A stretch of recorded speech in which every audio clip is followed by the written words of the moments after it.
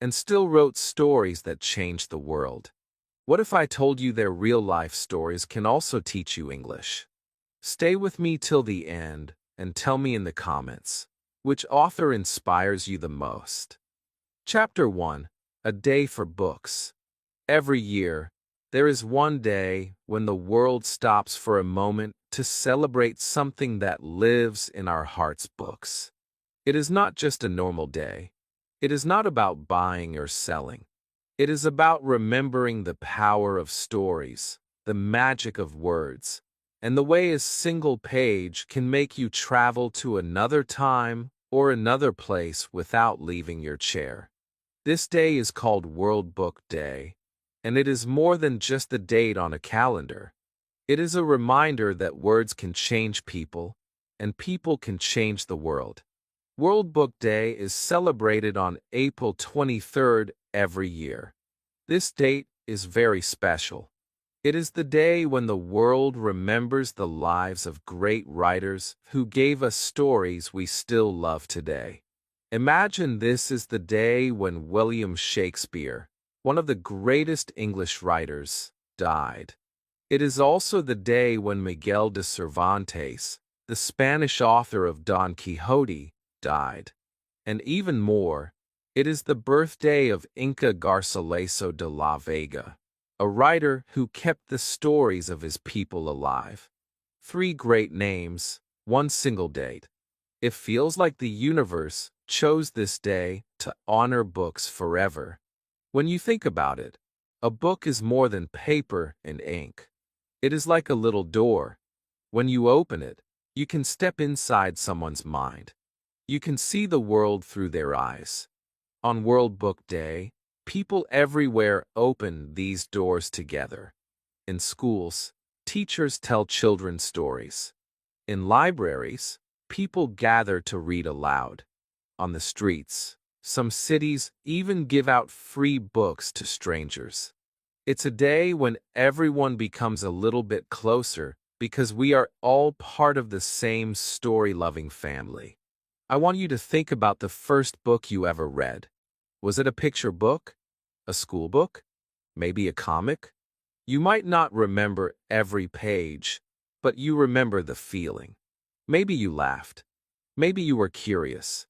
Maybe you stayed up late because you couldn't stop reading.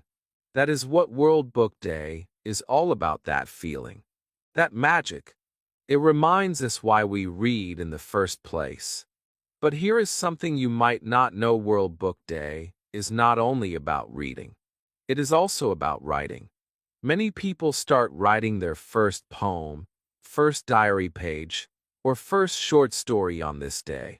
Why? Because they feel inspired. They realize that famous authors were once normal people too, just like you and me.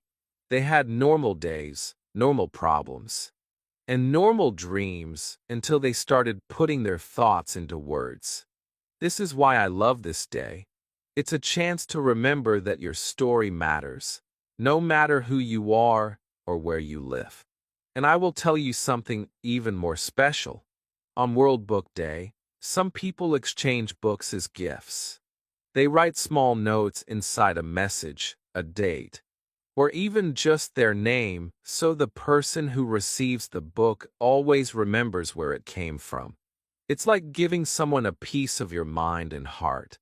One day, you might open a book and find a note from years ago, and it will make you smile. That is the magic of sharing stories. If you close your eyes for a moment, you can imagine it. Somewhere in the world, a child is reading their very first book. Somewhere else, a grandmother is reading a bedtime story to her grandchild. A teenager is finding a book that makes them feel understood for the first time. A young woman is writing a sentence that will one day change someone's life. And on this day, all of them are connected not by the internet, not by phones, but by the invisible thread of stories. That is why we start our journey here, on World Book Day. Because today is not just about authors who became famous, it is about every person who ever picked up a book. smiled at a sentence, or felt less alone because of a story. And as we move forward, I will take you on a journey to meet some of the most famous authors in history. You will learn about their lives, their struggles, and their dreams. And I promise, you will see them not as unreachable legends, but as people just like you, people who dared to write their hearts down and share them with the world. So, tell me in the comments, what is the book that has stayed in your heart forever? Because as we continue, you might just find out that your favorite author once had a story that could inspire your own. Chapter 2: The Boy from Stratford. Long before he became the most famous playwright in the world, William Shakespeare was simply a boy running through the streets of a small English town called Stratford-upon-Avon. The houses were small, the streets were narrow, and the smell of bread from the bakery mixed with the sound of church bells. He wasn't born rich. His father made gloves for a living, and his mother took care of the home. But young William had something that not everyone in Stratford had: an endless curiosity. He wanted to know everything, see everything, and hear every story he could find. In school, he learned Latin and read old plays and poems. But I think his real classroom was the town itself. He would watch travelers come in, hear them talk about faraway places, and imagine what those places looked like. Maybe he saw actors performing in the market square. Maybe he stayed up late listening to grown-ups tell tales of kings, battles, and love. Without even knowing it, he was collecting pieces of the world in his mind, storing them like treasures for later. But Shakespeare's life was not always easy. We don't know every detail, but historians believe he left school at a young age because his family needed help. Imagine being a teenager with big dreams, but no easy way to follow them.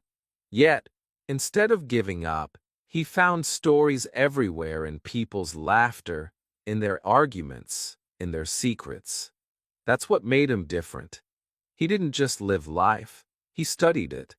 One day, he left Stratford and went to London.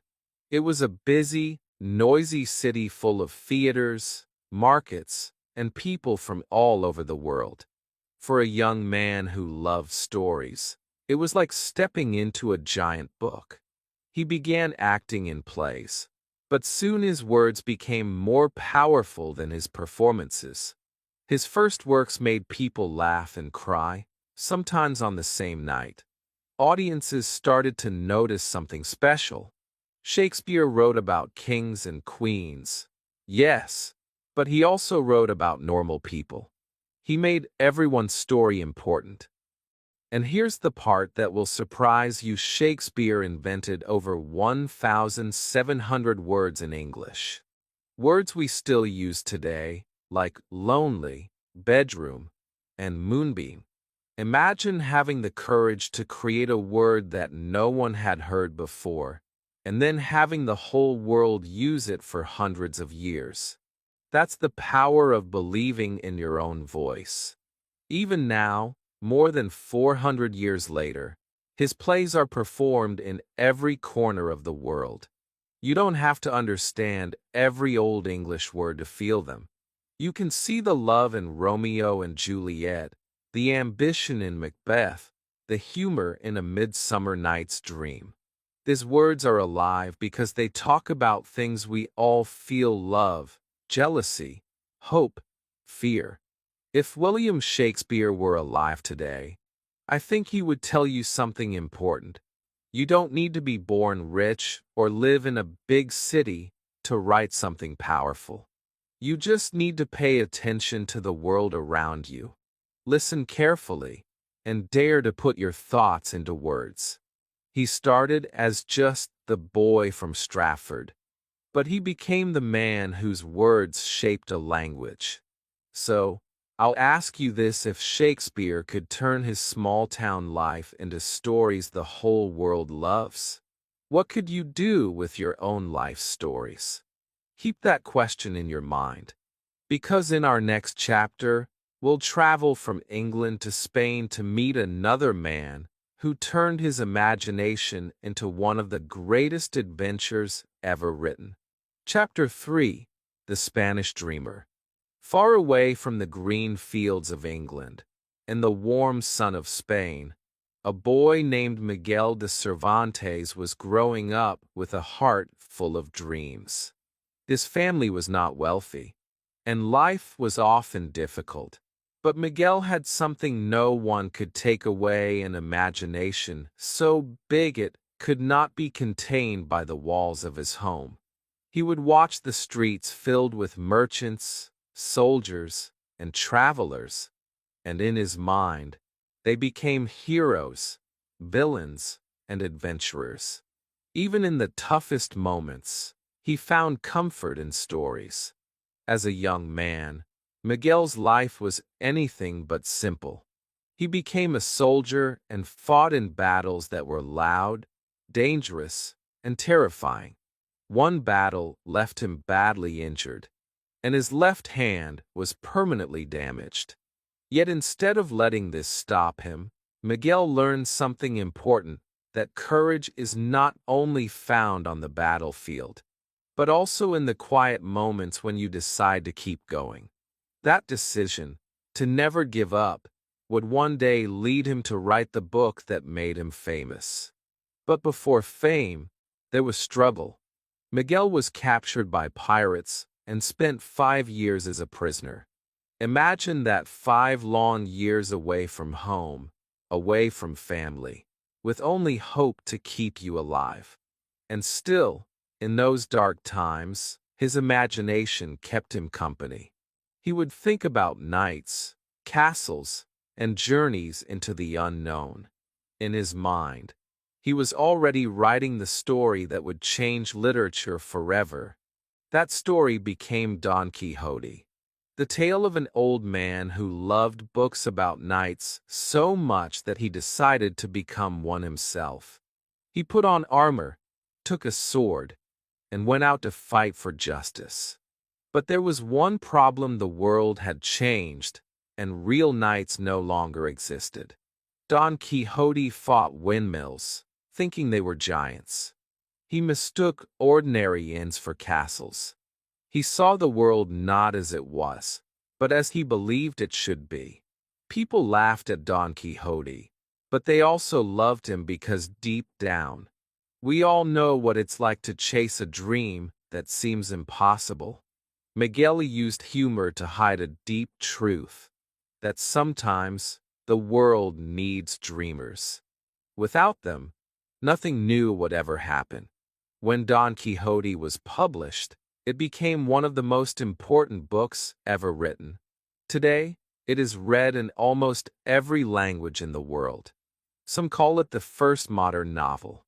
And the reason it is still loved is simple: it reminds us that believing in your dreams, even when others don't, is not foolish.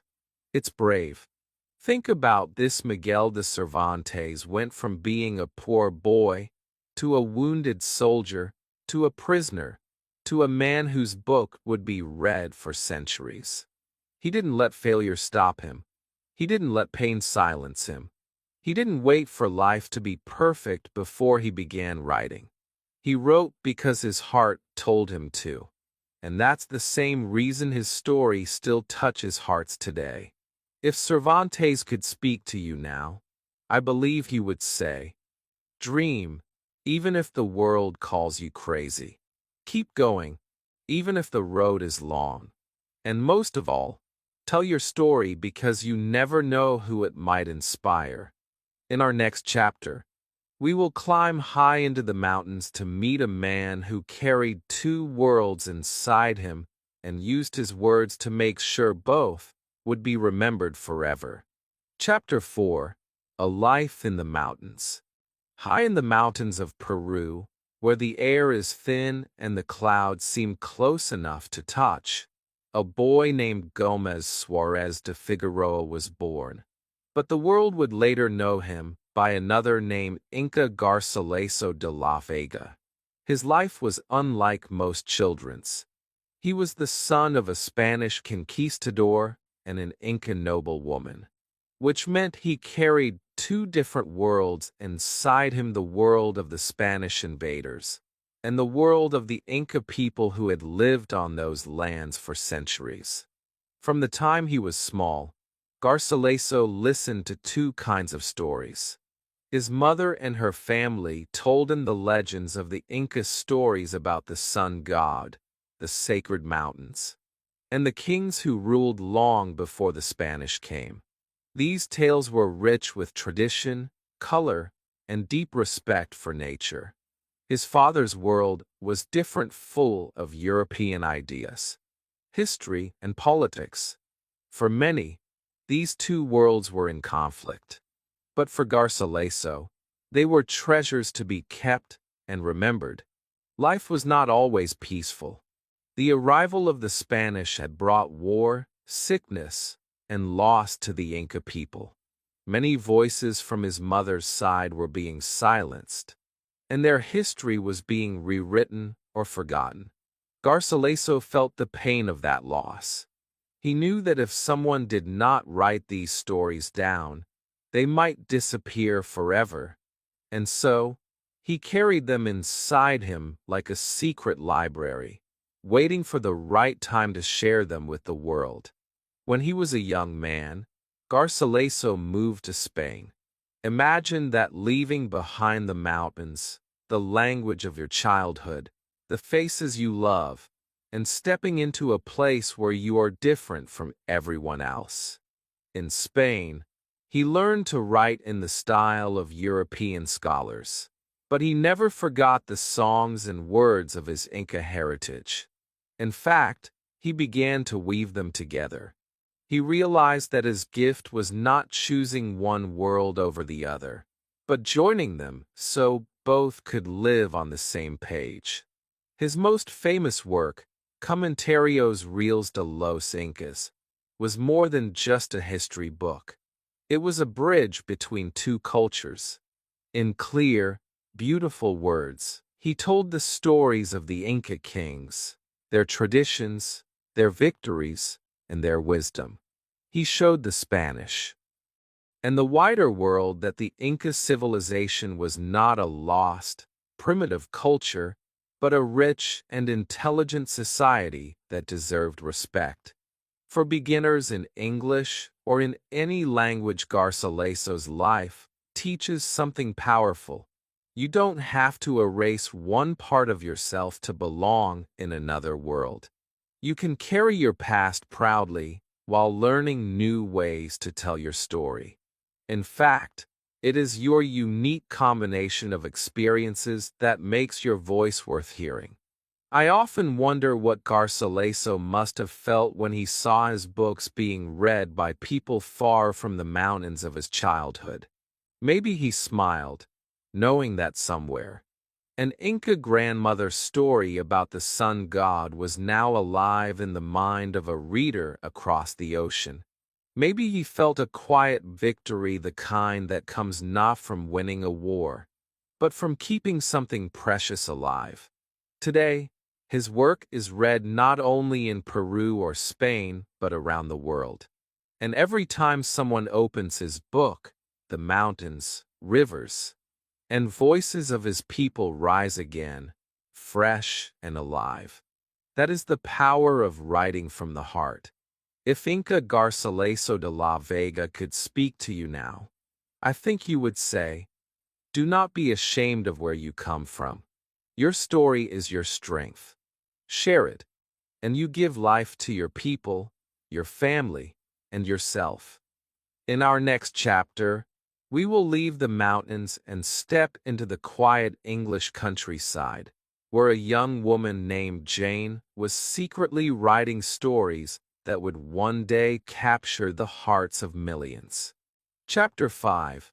A Girl Named Jane. In a small, quiet village in England, over 200 years ago, a girl named Jane Austen was growing up surrounded by fields, gardens, and the gentle rhythm of country life. At first glance, Nothing about her world seemed extraordinary, no grand castles, no glamorous parties, no famous family name. But Jane carried something extraordinary inside her, the ability to see beauty and meaning in the smallest moments of everyday life. While others might see a simple walk down a country lane, Jane could turn it into a scene filled with romance, tension, and humor. Jane was one of 8 children in a lively family. Her father was a clergyman, her mother loved telling stories, and the house was always full of conversation, reading, and laughter. In those days, girls were not encouraged to write for the public, but Jane didn't care about rules that tried to limit her. She began writing at a young age, filling notebooks with stories, poems, and even playful parodies of the books she read. Writing was not just a hobby for her, it was how she understood the world. Her characters were not kings, queens, or warriors. They were ordinary people, daughters worried about marriage, mothers trying to secure a good future for their children, young men struggling with pride or shyness. But Jane had a rare gift. She could take an ordinary tea party and make it as thrilling as a sword fight. Every raised eyebrow, every half smile, every carefully chosen word could carry a whole hidden meaning. She understood that life's biggest dramas often happen in the smallest rooms. But Jane's writing life was not easy. At first, she had to write in secret. When guests visited her home, she would quickly hide her pages so no one would see.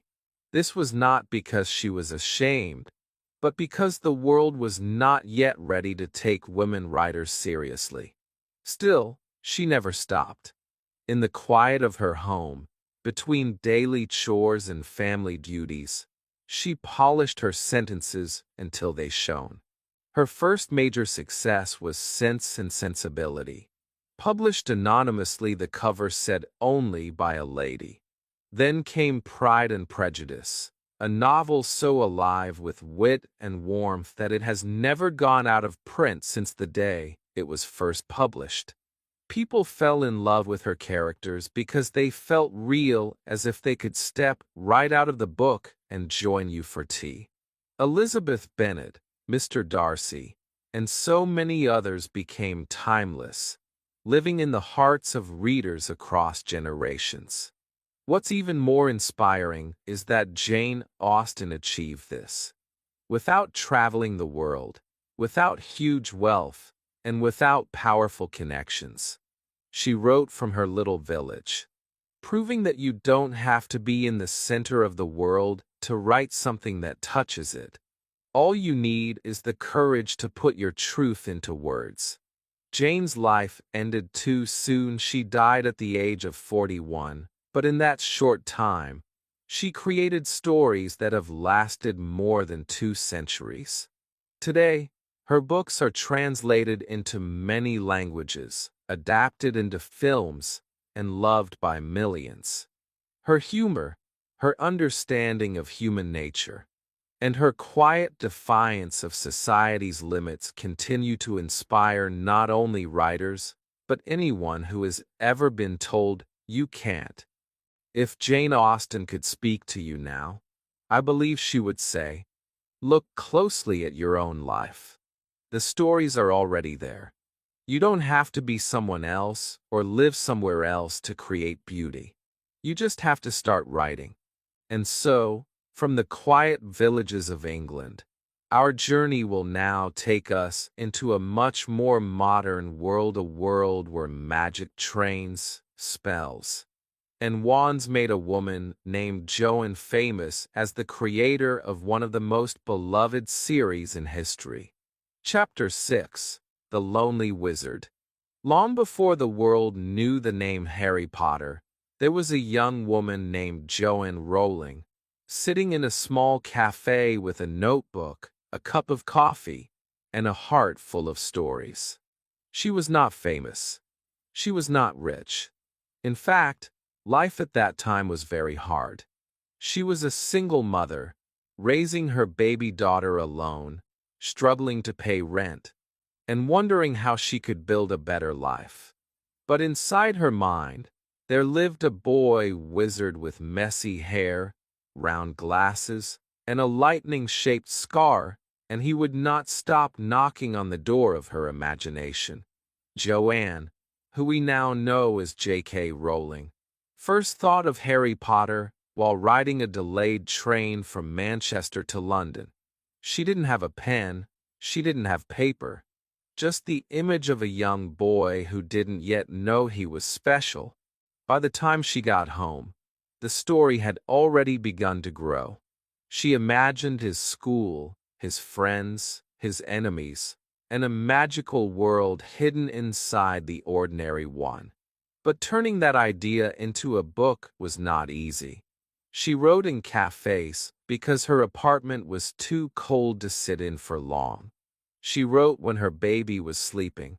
She wrote when she was tired, when she was worried, and when she didn't know if anyone would ever read her words. And here's the part that could have stopped her. 12 different publishers rejected the first Harry Potter book. 12 times, strangers told her it wasn't good enough. 12 times, she could have given up. But she didn't. Finally, one small publisher decided to take a chance on her. They printed just 500 copies of Harry Potter and the Philosopher's Stone, and nobody could have imagined what would happen next. Children fell in love with Harry, Hermione, Ron, and the magic of Hogwarts.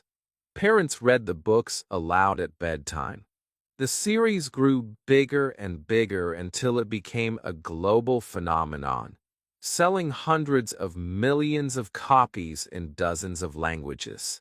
What makes Rowling's story so powerful is not just the success, it's the fact that it began in a moment of struggle.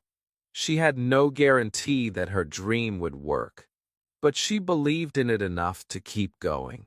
Even when the world seemed to say no, for anyone learning English or learning anything at all, her journey is a reminder. Your dream doesn't have to start big. It just has to start.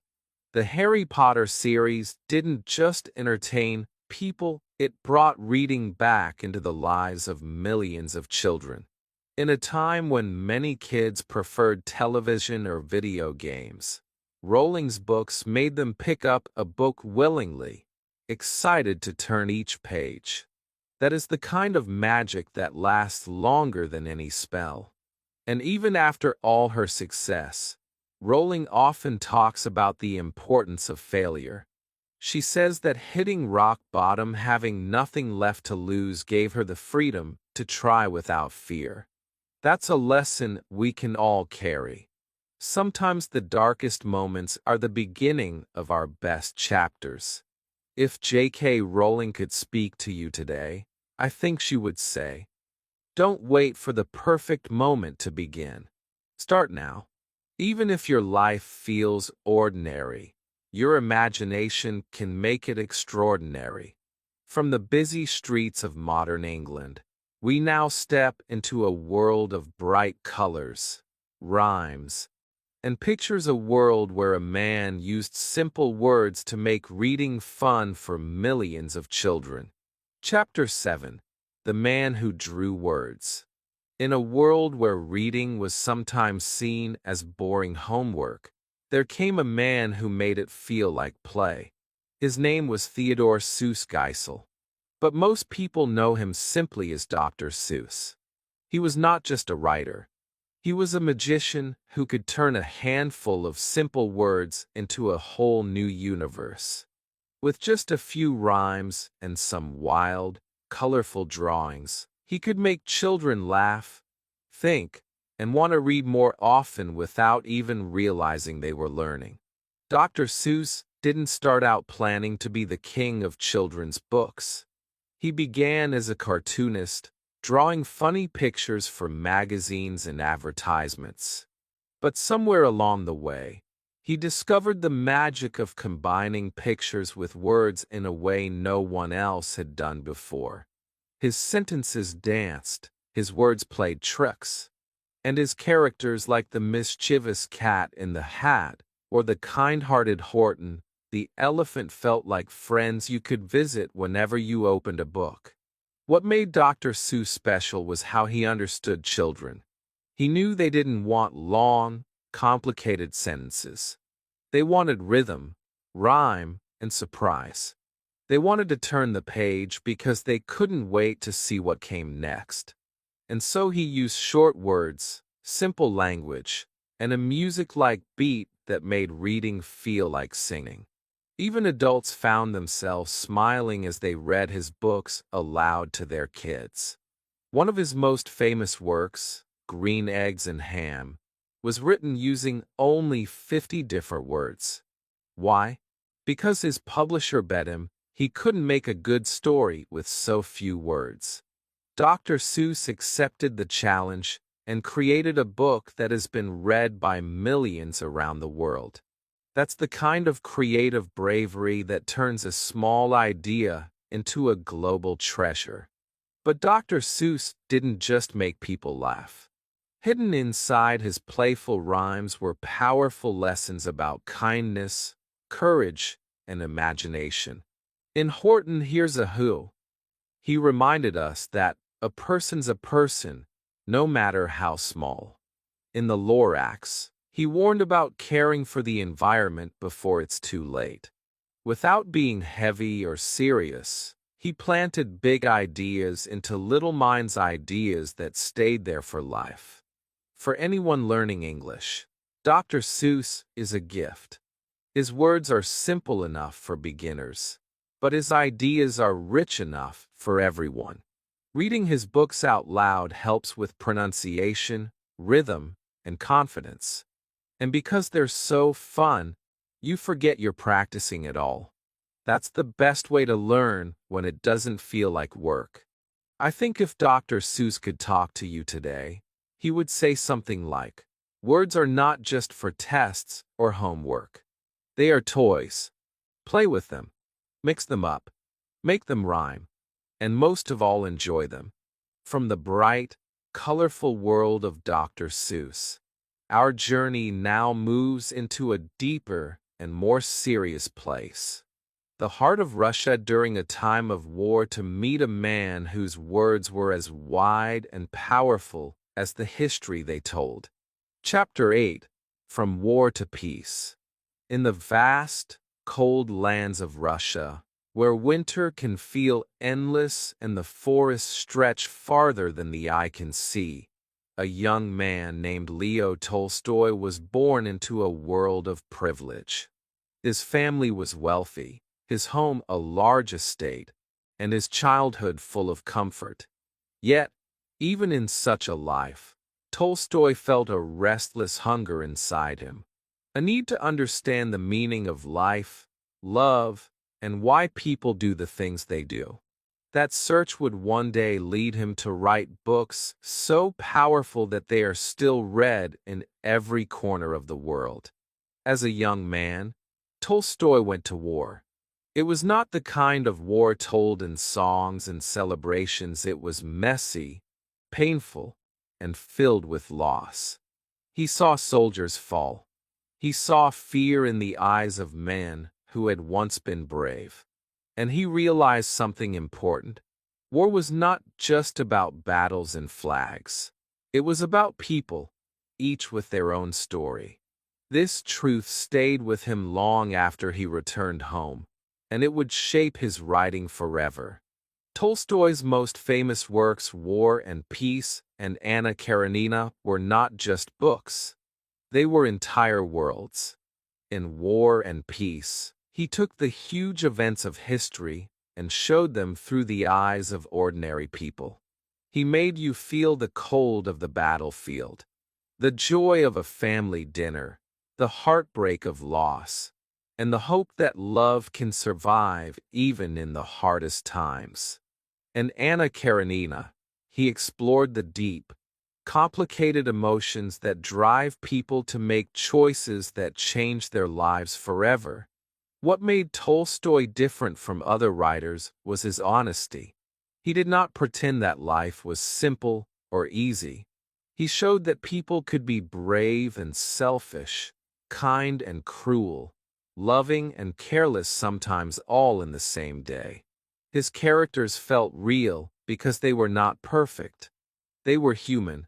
And for anyone learning English, his stories are a lesson in how the smallest details, a glance, a word, a silence, can carry so much meaning.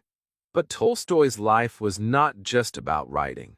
As he grew older, he began to search for deeper truths beyond fame and success. He gave up many of his possessions, dressed simply, and worked alongside farmers in the fields. He believed that true happiness came not from money or titles, but from living honestly, helping others, and being at peace with yourself. Even now, more than a century after his death, people around the world find wisdom in his words. He reminds us that life is short, that kindness matters, and that love in all its forms is the most important thing we can give or receive. If Tolstoy could speak to you today, I believe you would say, "Do not measure your life by the battles you win, but by the hearts you touch. Live simply, love deeply, and write your own story with courage." From the snowy fields of Russia, we now step into a garden that has been locked for years, a place of secrets, flowers, and hope, to meet the woman who taught the world that even the coldest winter can turn into spring. Chapter 9. The Secret Garden Lady. In the late 1800s, a little girl named Frances Hodgson Burnett was growing up in Manchester, England. At first, her life was comfortable. Her father owned a shop, and her home was warm and safe. But when Frances was just a child, her father died suddenly, leaving her family in financial trouble.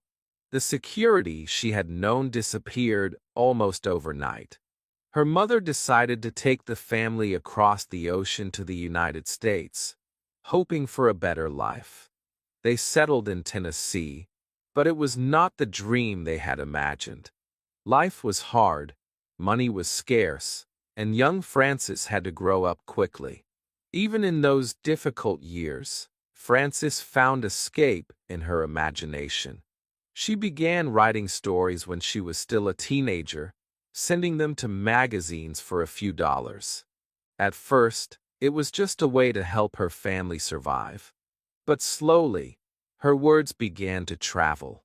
People noticed the warmth, hope, and magic in her storytelling. She had a gift for creating worlds where sadness could be healed, where love could grow again, and where beauty could be found in unexpected places. Her most famous work, The Secret Garden, was published in 1911. It tells the story of Mary Lennox, a spoiled and lonely girl who discovers a locked, hidden garden. At first, the garden is silent and lifeless, just like Mary's heart. But as she begins to care for it, flowers bloom, trees grow strong, and life returns not only to the garden, but to Mary and the people around her. It is a story about how nature, kindness, and patience can turn even the darkest winter into spring. Readers fell in love with The Secret Garden because it wasn't just about plants and flowers, it was about healing. Everyone has times in life when the world feels closed off, when we feel locked inside ourselves. Frances reminded us that even when things seem hopeless, there is always a door waiting to be opened, if only we have the courage to look for the key. For English learners, The Secret Garden is a gentle, beautiful way to experience storytelling. Its language is clear, its scenes are vivid, and its message is universal. You can almost smell the roses, feel the sun on your face, and hear the wind in the trees as you read. And without realizing it, you learn new words that feel alive because they grow inside a story. Frances Hodgson Burnett did not have an easy life. She lost loved ones, faced criticism, and often felt lonely. But she never stopped writing stories that gave people hope. She understood that a book could be more than entertainment, it could be a safe place, a reminder that beauty can bloom again after loss. If Frances could speak to you now, I think she would say, no matter how closed your life feels, there is a garden waiting for you. Care for it, and it will care for you. From the quiet garden walls, we now step onto the wide, open river to meet a man who filled his pages with adventure, humor, and the wild spirit of freedom. Chapter 10: The Adventure's Maker. In a small town along the Mississippi River, in the year 1835, a boy named Samuel Langhorne Clemens was born. The world would later know him by a different name, Mark Twain, a name that would become a symbol of adventure, humor, and the magic of storytelling. His childhood was filled with the sights and sounds of the river, the splash of paddles in the water, the call of the steamboat captains, and the laughter of children playing along the shore. This river would one day become the lifeblood of his most famous tales. Mark Twain didn't have an easy path to becoming a writer. His father died when he was only 11 years old, and young Samuel had to work to help support his family. He became a printer's apprentice, setting type for newspapers, and in his spare time, he read whatever he could get his hands on. Books became his teachers. Later, he worked as a riverboat pilot on the Mississippi, an experience that gave him not just a job, but a deep understanding of the river's moods, dangers, and beauty. When he finally began writing stories, Twain brought all of that experience with him. He didn't write about kings or queens. He wrote about the people he knew, the mischievous boys, the hard-working families, the travelers, the dreamers. His characters were alive because they were real. In the adventures of Tom Sawyer and the adventures of Huckleberry Finn, he captured the spirit of freedom, friendship, and curiosity in a way no one had done before. One of the most remarkable things about Twain was his humor. He could make you laugh out loud one moment and think deeply the next.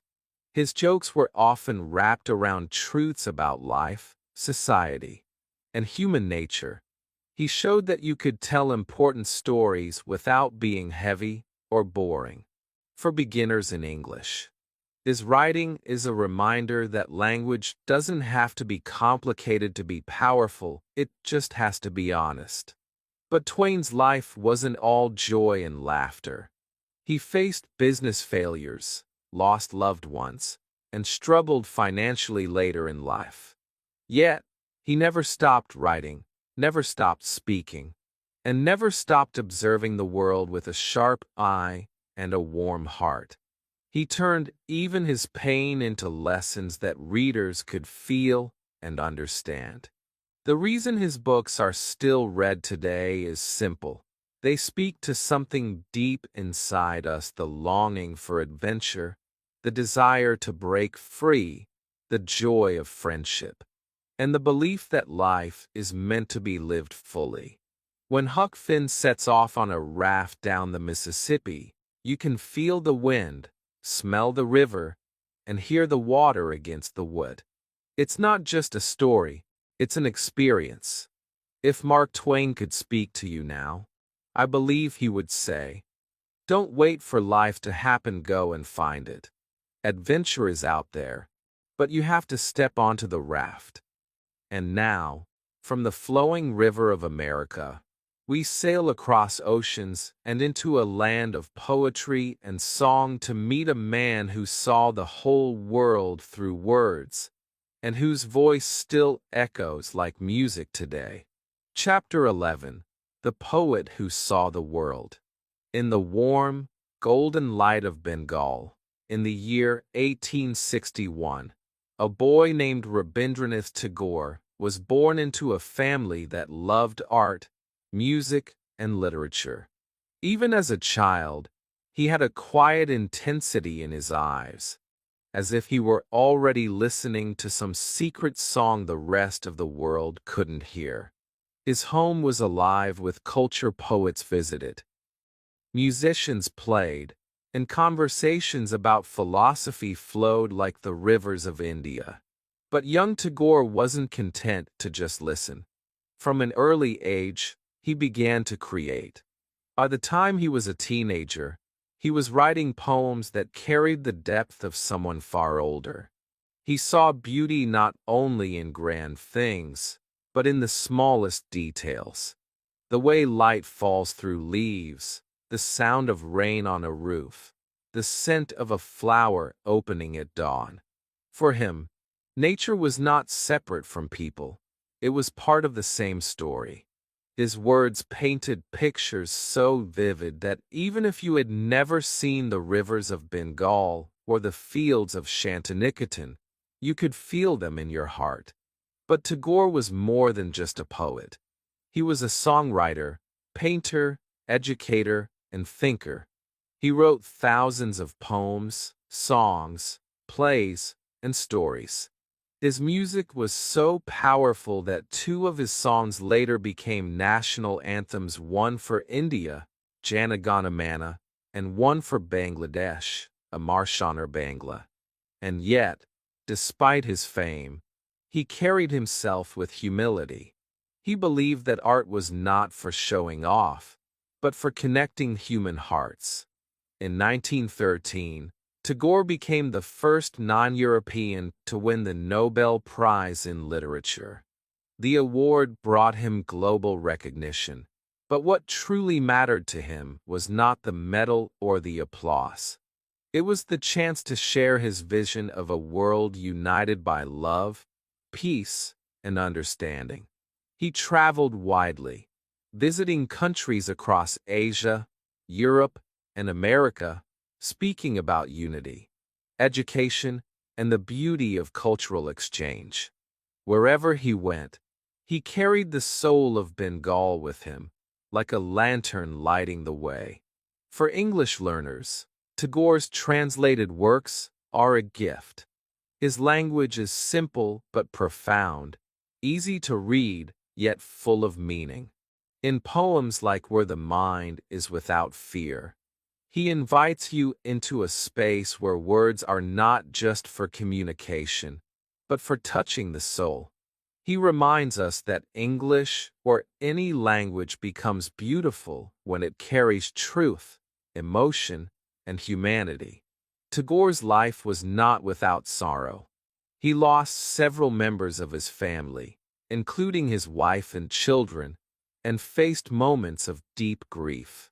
Yet, even in pain, he found beauty. He wrote that the same hands that bring flowers in spring also bring the falling leaves in autumn, and both are part of life's music. If Tagore could speak to you now, I believe he would say, do not just look at the world, feel it. Every sunrise, every smile, every drop of rain is a poem waiting for you to write it. And now, as our journey reaches its final chapter, we turn from the great authors of the past to you, the person holding this story in your hands, ready to begin your own. Chapter 12, Your Story Matters. We have walked together through the lives of great authors, from the boy in Stratford who wrote plays for the ages, to the Spanish dreamer who made a night out of windmills, to the poet of Bengal whose words were like music. We have seen gardens bloom, rivers flow, and magical worlds rise from the imagination of those who dared to write them down. And now, it is time to turn the page to the most important story of all yours. It's easy to look at these famous names and think they were born special, as if they were chosen from the start to become legends. But the truth is, every single one of them began as a normal person. They faced struggles, doubts, rejection, and moments when their dreams seemed impossible. What made them extraordinary was not where they came from, but what they decided to do with their words. They wrote anyway. They spoke anyway. They shared anyway. Your life is already a story even if you haven't written it down yet. Every moment you've lived, every challenge you've faced, every hope you've carried in your heart is a chapter that belongs to you. You don't need to wait until you become something or achieve something to start telling it. The authors we've met didn't wait for perfect conditions. Jane Austen wrote in secret between chores. J.K. Rowling wrote in a cafe with a sleeping baby beside her. Cervantes imagined adventures while living in a prison cell. If they could write in those moments, so can you. And here's the beautiful thing: you don't have to write in perfect English to write in meaningful English. The language of the heart is more powerful than any grammar rule. If you are learning English right now, let these authors be your teachers. But also let them be your proof that you can share your truth in any language. Start small. One sentence about your day, one memory from your childhood, one dream for your future. That's how every great story begins, with a single line. Some people will tell you your story is too small to matter. They are wrong. There is someone in the world who needs to hear exactly what you have to say, someone who will feel less alone because you put your thoughts into words. Remember the secret garden? One key can open a locked door. Your words can be that key for someone else. If you take just one thing from all the lies we've explored today, let it be this. Books don't just come from authors, they come from courage. Courage to remember, courage to imagine, courage to share. You have that courage inside you, whether you believe it yet or not. So when this video ends, don't let the story stop here. Pick up a pen, open a blank page, or speak into a voice recorder. Tell the world who you are, where you've been, and where you want to go. Your words might not be famous today, or tomorrow, or even years from now, but they will be yours, and that is enough. Because one day, maybe many years from now, someone will turn the page, see your name, and begin reading the story you left behind. And in that moment, your voice will live again. If this journey through the lives of great authors has inspired you, let's make a promise to never stop reading, never stop learning, and never stop telling our own stories. Subscribe to this channel for more stories in simple English, like this video, so more people can find it, and write in the comments one sentence about your own life. Because today, on World Book Day, the most important story is yours.